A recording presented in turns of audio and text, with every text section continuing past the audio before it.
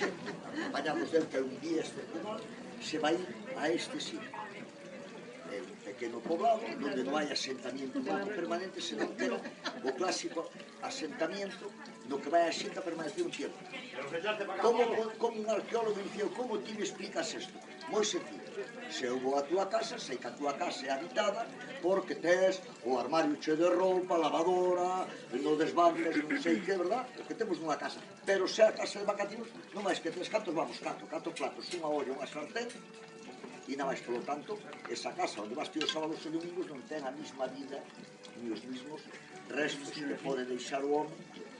Entonces, así que este home deu o pistoletazo, porque hai varios medios de comunicación que xantan en busca da noticia, el dice a cultura de todos, e a cultura primeiro vai na saber xente normal.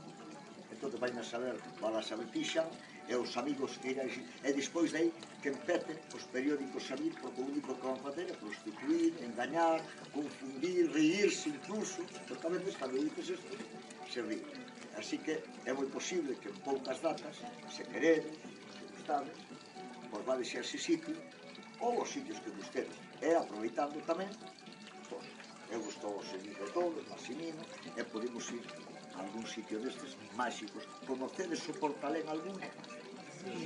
Non, pero esta muller sí, non é destas personas que existe a entrada, existe un cambio cando pasas de norte a sur en esa estrutura, sí.